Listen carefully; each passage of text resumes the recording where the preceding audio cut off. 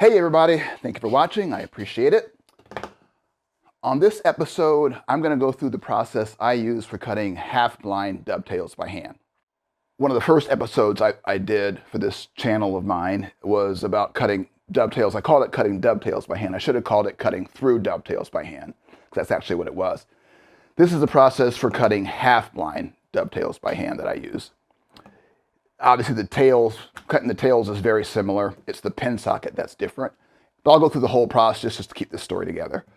Now I do have, as I mentioned in the other episode, I do have dovetail jigs that I use. I have the lay jig. I've had it for quite a while. And if I'm making a piece that has a lot of drawers, I will certainly use that.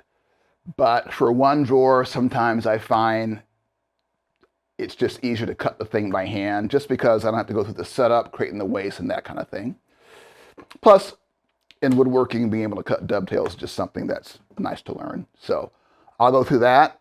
I will go through, I'll pretend like we're making a drawer. So I'll use some maple for the drawer side and a cherry drawer front. And yeah, that's about it. Let's do it. Okay, so I have some wood milled up here for the faux drawer. I have a piece of 3/4 inch cherry that will serve as the drawer front, and 2 pieces of 1/2 inch maple that will serve as the drawer sides. Actually, that will be the front. And so now the first thing I want to do is start marking up the dovetails, drawing them out before I start cutting. And so the first question is, how far into the drawer front do I want the dovetails to go? And I've already decided that I want to go in such that there's about 1/8 of an inch remaining in the side of the drawer front. So I've already determined or measured that amount out with my marking gauge here, so I'll just go ahead and mark it. Okay, so that leaves about 1/8 of an inch into the drawer front. Okay, so now what I want to do is lay out the actual dovetails. And I've already thought about this, but I want to just go through the process on camera so you can follow along. So I'm taking the same marking gauge. It hasn't changed it, obviously, for the length of the dovetails that I use to mark the front, the drawer front. And I'm going to mark this drawer side. So again, this is how long I want the tails to be. Let me just use a pencil here so it's easier to see. All right. And so I've decided already that for the half pins on the side, I want to leave about 3/16 of an inch in. So I'm going to mark 3/16 on that side and 3/16 on that side. And use my marking gauge. Again, these gauges came in a set, one for hardwood, one for softwood, that I got many years ago. I used these in the other episode that I made on cutting through dovetails. I'm going to use them here as well. There's lots of products out there in the market. I just find this works pretty good for me. I'm using it forever, so I'll keep using it. So I'll mark out the outsides here of the to define the half pin.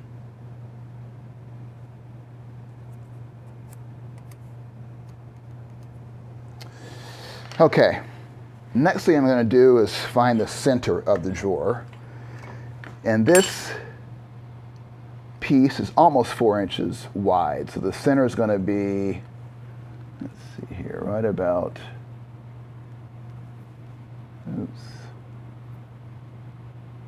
there. And so, again, I made the half pins 3/16 of an inch. So there'll be a full pin here in the middle, which will be 6/16 of an inch. So then I'll mark this side.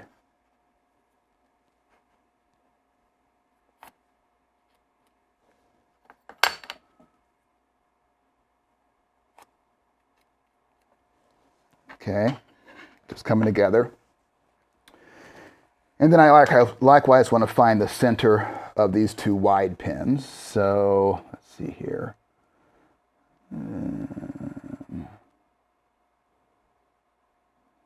almost an inch and a half, looks like, something like that total. So there about is the center. Estimating it here is about the center. And again, there'll be full pins in these areas, which will be 6/16 of an inch wide. So that's there. And I go 3/16 on both sides. And then finish marking out the dovetails. Let's see here. Almost can't see it. Let's see here.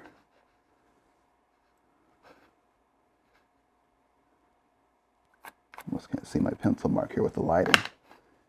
Here and let's see, no, I made a mistake. That's the center part. Here. Okay. And then here.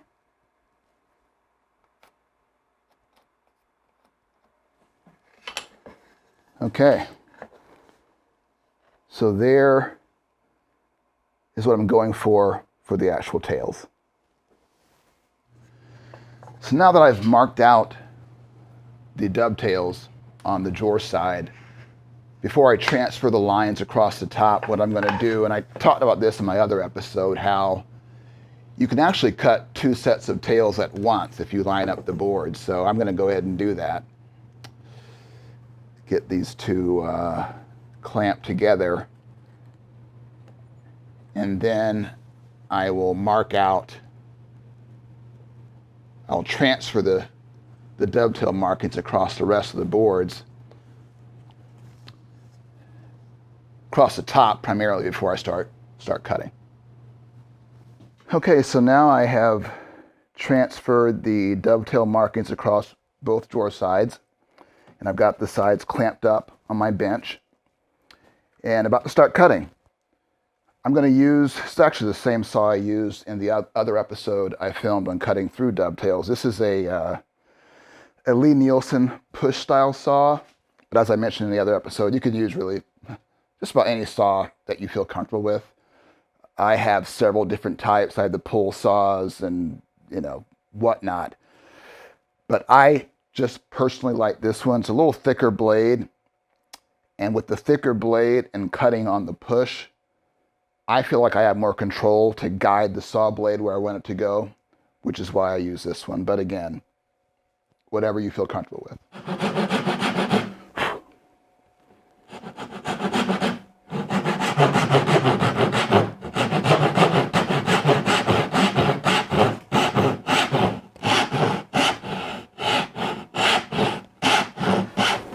Okay.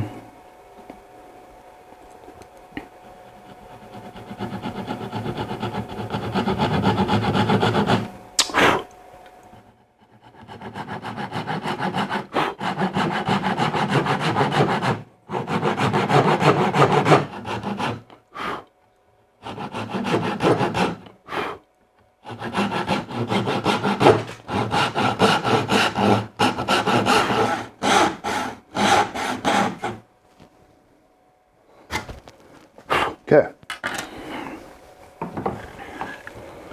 Okay, let's see. This is what it looks like so far. If I can find the focus point. All right.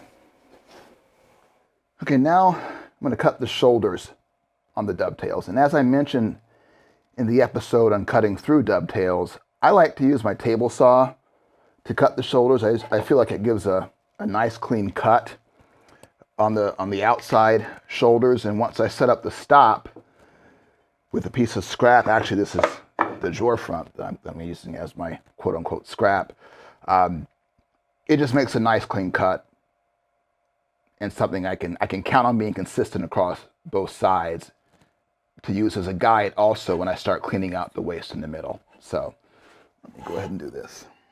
Let's see here. And there's a little bit left. I can just take that out with a chisel. Yeah, that's pretty good, I think. Yeah, let's see. Yeah, that's good. Okay.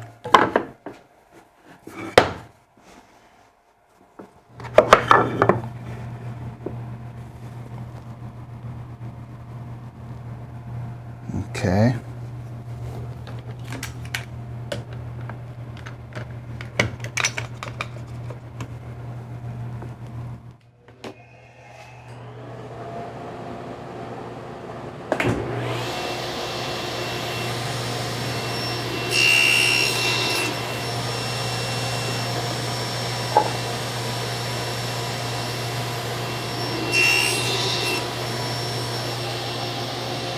And we cut the other one.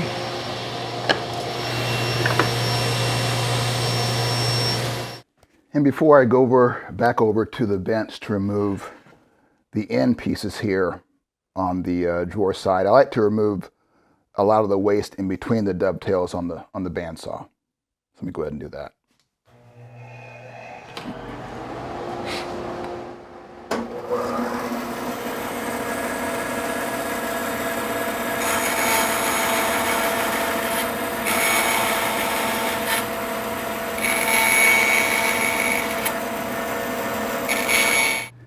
Now I will start cleaning up the waste, starting with these end pieces here. A little cutting to make it a little easier.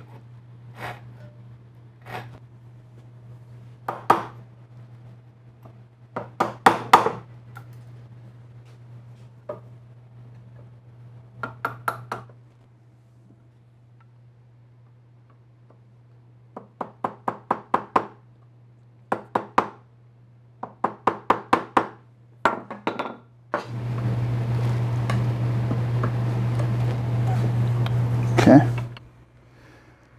Now the rest of the waste in between the dovetails I'm going to take out using my chisels on the bench. And I put down some MDF to protect my bench from banging it up with a chisel. And if you saw my episode on cutting through dovetails, you'll recognize this board that I put together, or I made several years ago, just to help keep it from sliding around so much. When I use it for this purpose as a guide, I just use some spray adhesive, put down some sandpaper, and again, just helps me keep this thing in place when I'm pounding away on a chisel so it doesn't slide around. So let me get this lined up.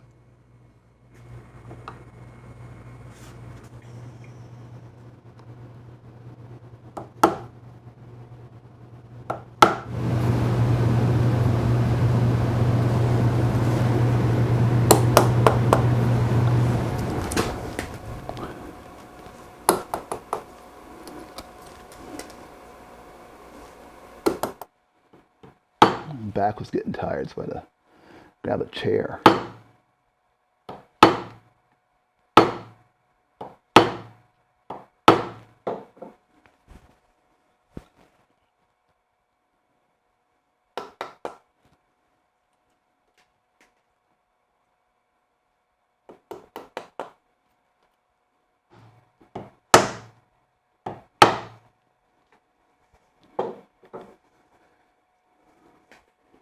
All right,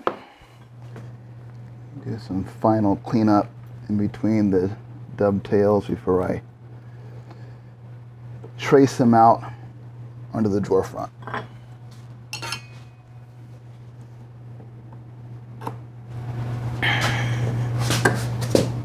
Make sure it's flat across.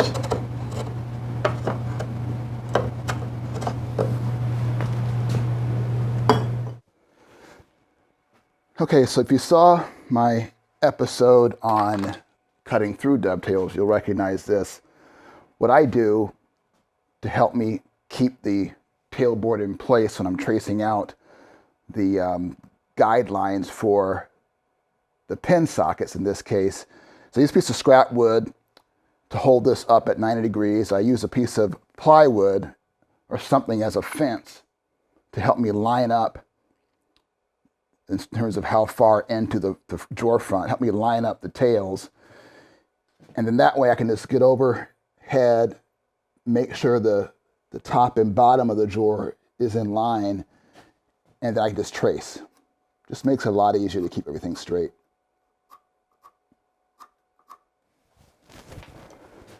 And now I'm going to mark the depth of cut into the drawer front based on the drawer side, which is about a 1/2 inch. And I do want the edge to be a little proud so that when I'm finishing it at the end, just cleans it up really nicely when you do that. So let me just make it a little proud.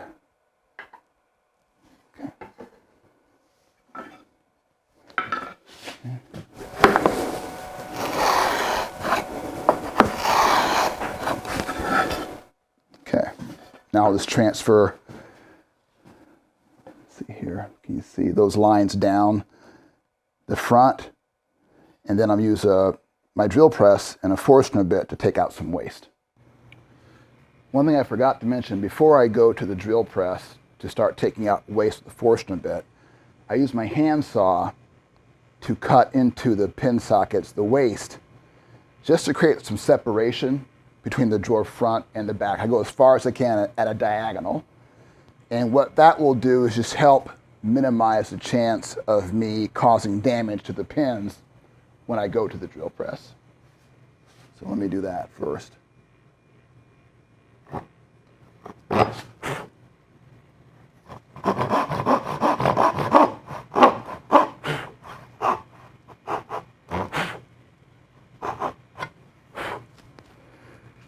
And this is what that looks like when it's done. So now I'll go to the drill press. I just lost my light. And use a Forstner bit to take out some more waste.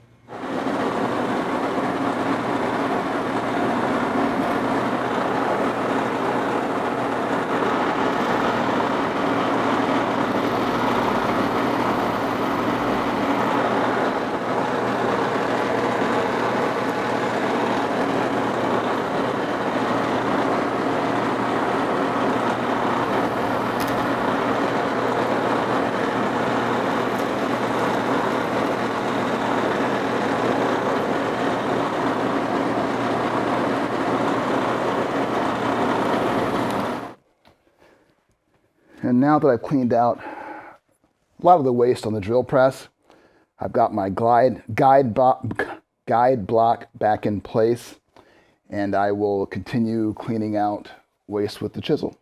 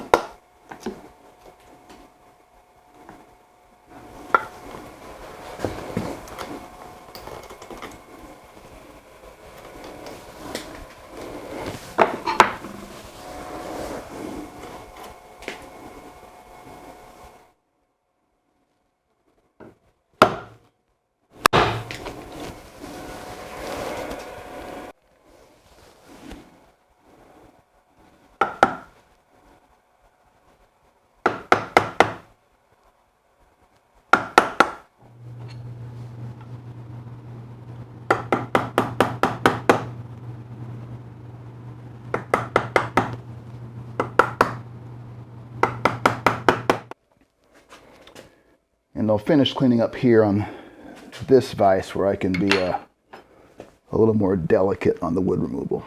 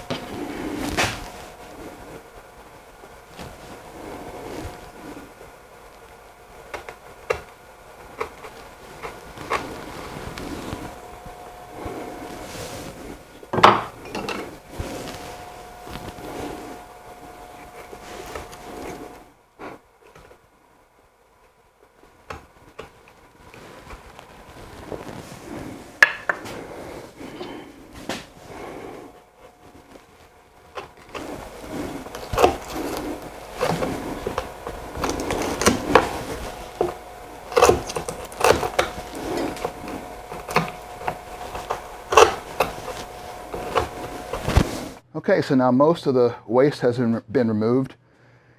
And similar to what I pointed out in the other video that I did on through dovetails, I find it a good idea to just chamfer the inside edge of the tails here just to minimize damage as you're fitting, mostly damage to the pins.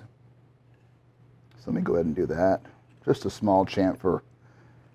And also, as with the through dovetails, I like to use my contractor pencil to kind of mark the inside edge of the dovetails here.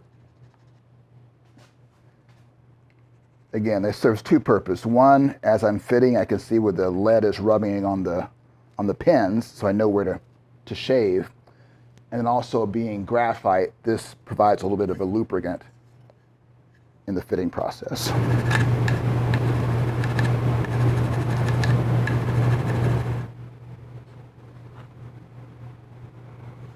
Yep, definitely too tight. So, do some more fitting.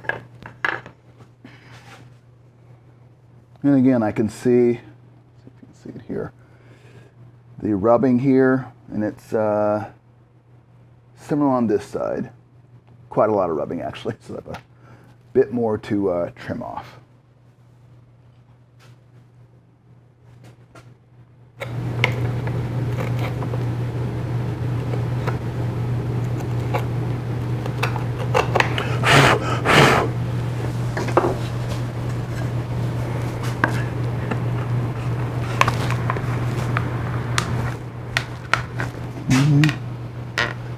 Still a little tight. Okay, let's see if this is any better.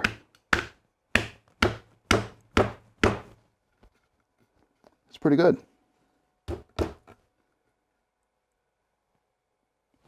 So I've gone through the iterative process of fitting the one side, and that's all I'll do here for this demonstration. So now what I will do is glue this up, let it sit overnight, and check it out tomorrow. And then this sits a little bit proud, so what I will do is plane it off, and we can see what it looks like. All right?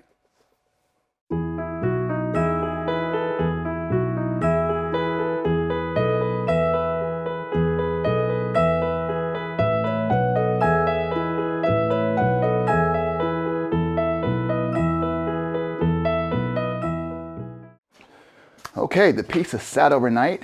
I have not peeked, so let's take a look. What do we have? What do we have? What do we have? Drum roll, please.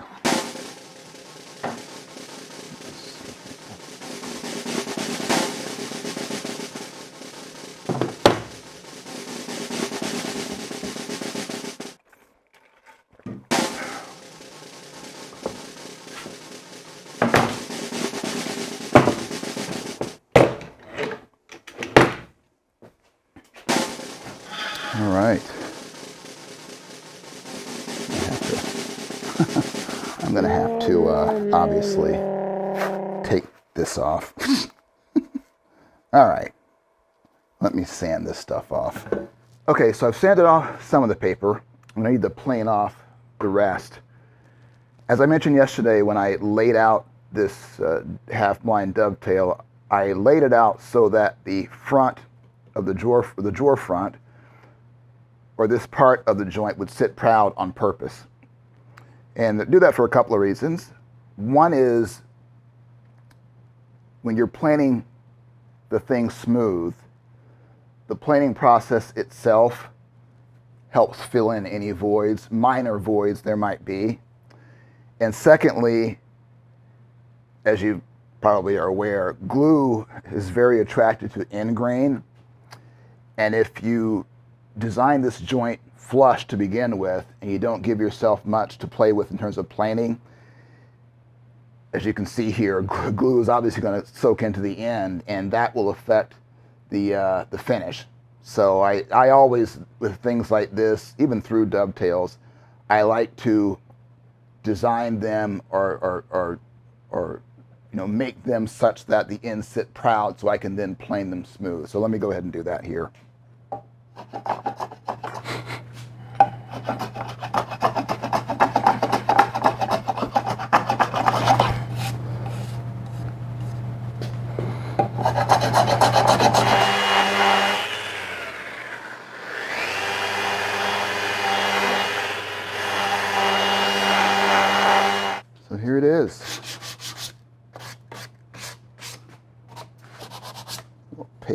go over here, but get the idea. So yeah, that's it. Again, not perfect, but not bad. Let me zoom in so you can take a look. I can see some gaps on on this end, small gaps. What I think happened there is,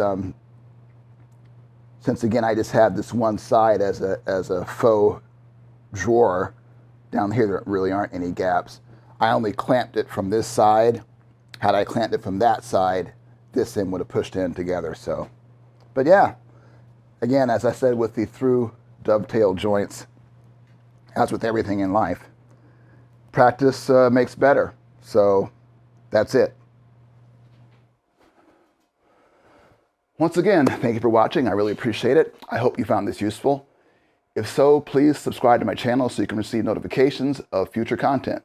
Bye for now.